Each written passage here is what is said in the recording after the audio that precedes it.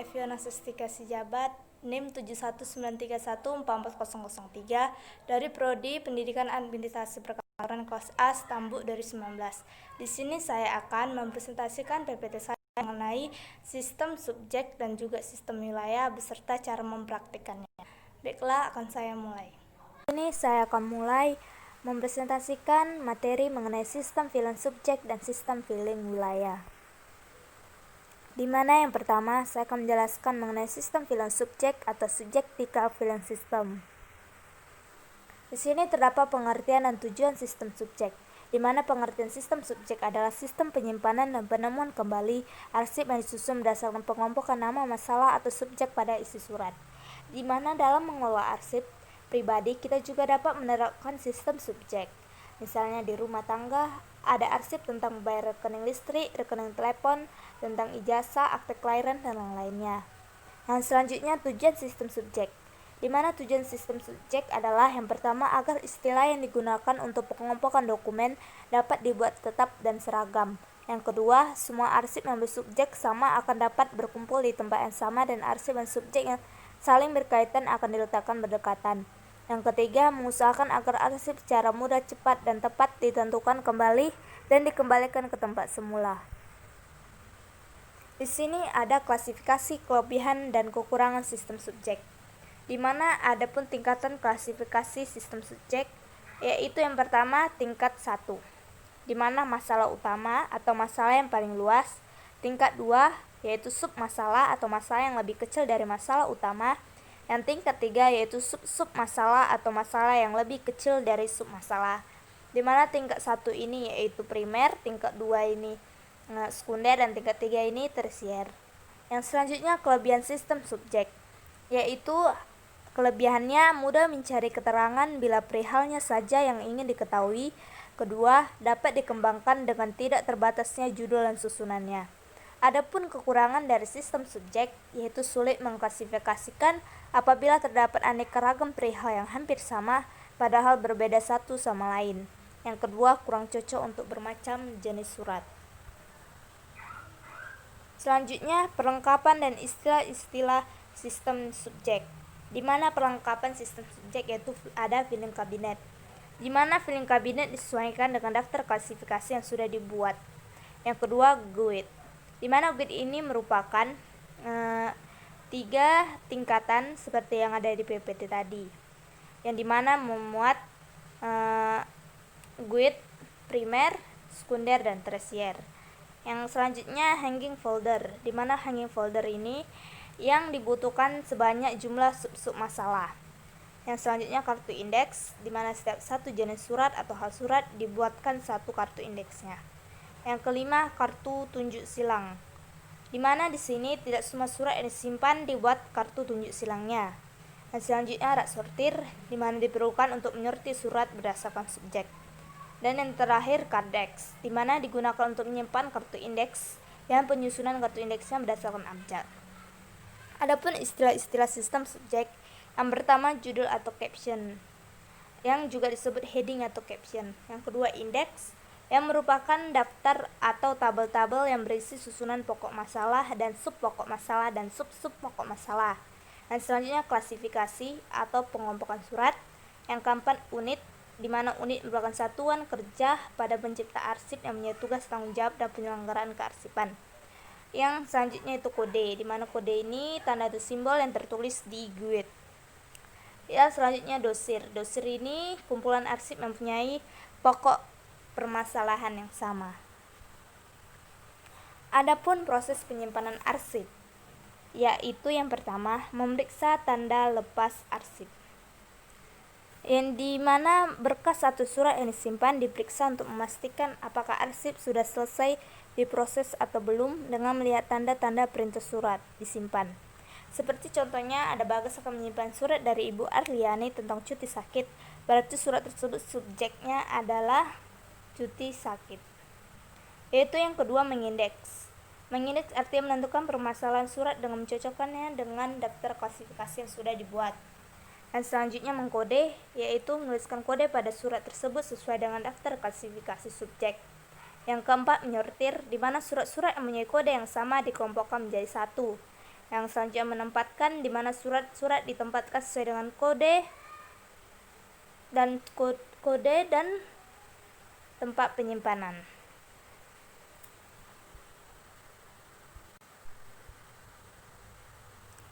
Adapun proses penemuan kembali sistem subjek. Yang pertama, tentukan subjek surat yang dicari. Contohnya seperti ada seorang Bapak Anwar ingin mencari arsip tentang SPT atau surat pemberitahuan pajak pada tahun 2008. Oleh karena itu, yang ada seorang sebagai Afifah yang sebagai arsiparis menentukan subjek surat tersebut yaitu SPT. Yang kedua, menentukan indeks subjek surat, kemudian diindeks dengan cara mencocokkan subjek surat dengan daftar kualifikasi subjek, di mana ada kepegawaian sebagai di GUID primer, cuti di GUID sekunder, cuti melahirkan, cuti sakit di GUID tersier, di mana kepegawaian ini masalah, cuti ini sub masalah, cuti melahirkan, cuti sakit yaitu sub masalah. Yang ketiga, menentukan kode surat, di mana contohnya seperti surat tersebut kodenya PPH. Yang keempat, mencari arsip pada tempat penyimpanan. Yang kelima, mengambil arsip pada tempat penyimpanan. Yang keenam, mengambil arsip jika memang benar arsip yang dicari. Yang ketujuh, memberikan arsip pada peminjam. Langkah yang dilakukan bila arsip tidak diketahui subjeknya, yaitu yang pertama, tentukan nama orang, badan, atau perusahaan sebagai identitas surat. Yang kedua, indekslah nama tersebut. Yang ketiga, tentukan kodenya. Yang keempat, carilah kartu indeks pada laci kardek yang berkode. Lihatlah kode surat yang tertera pada kartu indeks. Cocokkanlah kode tersebut dengan daftar klasifikasi subjek. Carilah arsip tersebut pada laci yang berkode kepegawaian yang di belakang GUID. Ambil arsip tersebut jika memang benar arsip yang dicari dan tukar dengan lembar pinjam arsip. Yang selanjutnya, serahkan arsip pada peminjam berikut lembar pinjam arsip. Yang selanjutnya, simpan lembar pinjam arsip atau lembar 3 pada tickler file. Selanjutnya saya akan menjelaskan materi kedua, yaitu mengenai sistem wilayah atau geographical filing system. Adapun pengertian dan prosedur penyimpanan dalam sistem wilayah, di mana di sini pengertian dari sistem wilayah adalah sistem penyimpanan dokumen, berkas, atau arsip yang dijadikan pedoman dalam menemukan kembali arsip secara cepat dan diselenggarakan berdasarkan daerah atau letak wilayah dari pengirim surat atau wilayah yang dikirim surat. Di mana ada prosedur penyimpanan dalam sistem wilayah, yaitu yang pertama, melihat tanda pembatas dalam surat, yaitu tanda yang menyatakan bahwa surat tersebut telah selesai diproses dan mulai disimpan. Yang kedua, membaca surat. Ketiga, memberi kode. Keempat, mencatat surat pada kartu kendali.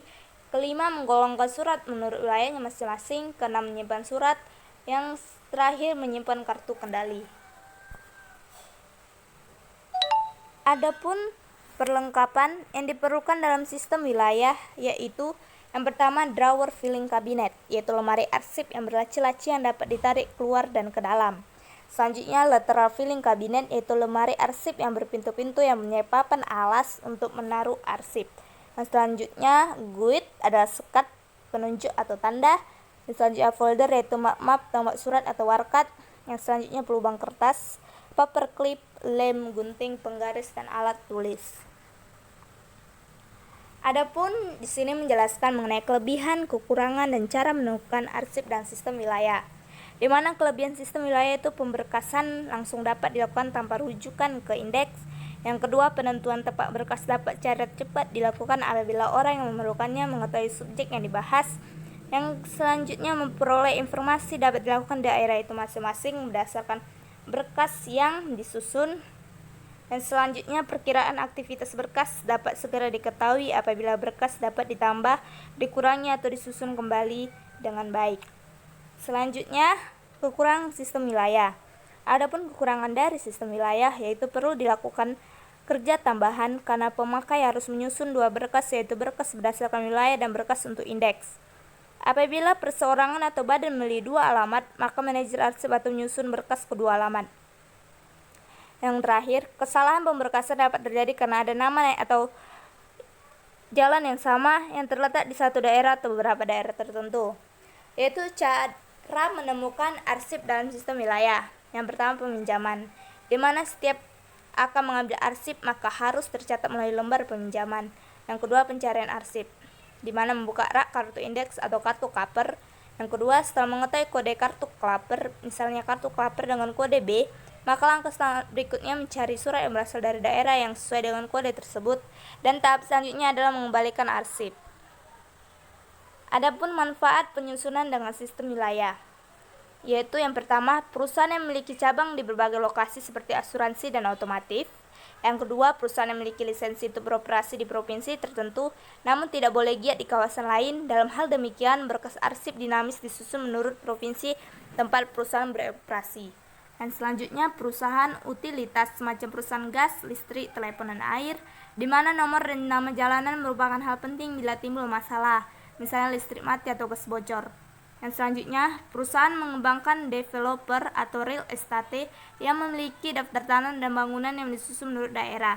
Dan selanjutnya, penjualan melalui pos, penerbit, toko buku, pedagang kelas besar yang menggunakan jasa pos serta memasarkannya menurut rancangan geografis. Dan selanjutnya, perusahaan yang mengkhususkan diri berpromosi pada kawasan tertentu. Selanjutnya, instansi atau lembaga yang menyusun berkas mereka menurut provinsi, kabupaten atau kota madya, kecamatan atau bagian geografis lainnya. Selanjutnya, grosir yang membeli barang dalam kuantitas besar kemudian menyebarkannya menurut pembagian geografi.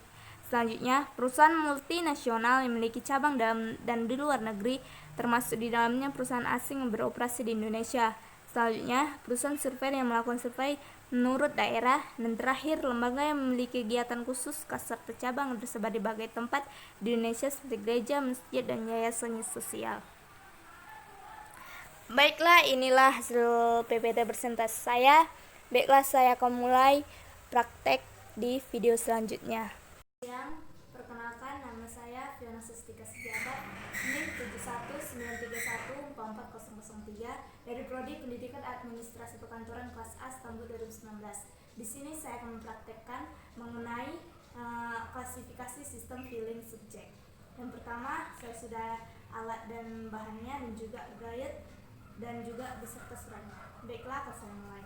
Di sini sebelum memulainya kita harus mempunyai daftar klasifikasi arsip sistem subjek, yaitu di mana saya mempunyai dua jenis surat.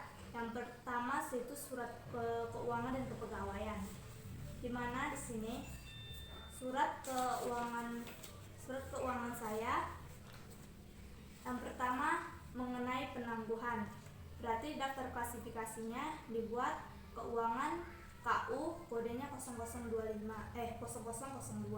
berarti dia terletak di belakang di guide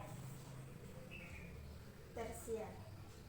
Dan juga yang selanjutnya yaitu KU mengenai tagihan listrik, yaitu kodenya KU 0001. Kita letakkan di sini.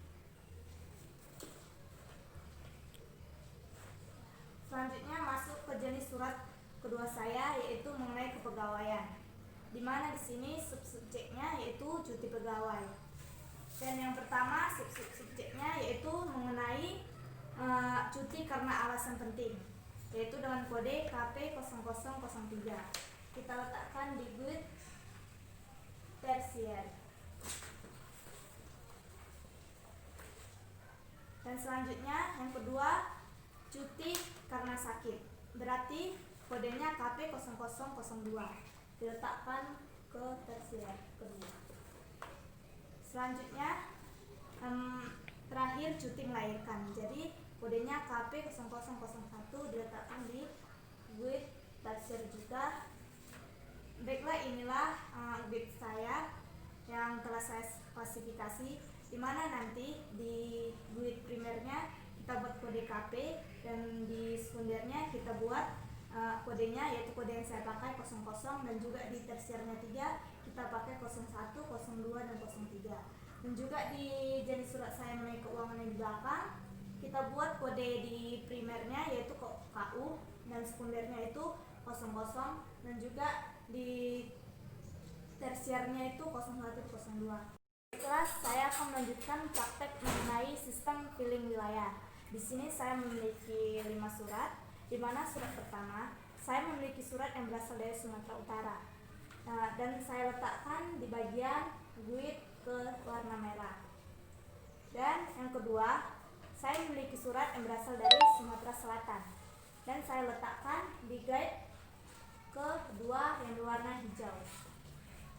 Dan yang ketiga, saya memiliki surat yang berasal dari Sumatera Barat dan akan saya letakkan di bagian surat yang guide yang berwarna putih. Selanjutnya, di dalam guide ini kita berikan kode seperti yang di guide warna putih, yaitu letak Sumatera Barat, maka kodenya SD. Sedangkan pada guide warna hijau, di mana di sini letak surat yang berasal dari Sumatera Selatan, maka kodenya SS. Dan yang terakhir, guide yang berwarna merah, di mana di sini terletak surat yang berasal dari Sumatera Utara dan juga kita tulis kodenya SU. Baiklah, inilah hasil praktik saya mengenai sistem filing wilayah. Lebih kurang saya mohon maaf. Selamat siang dan terima kasih.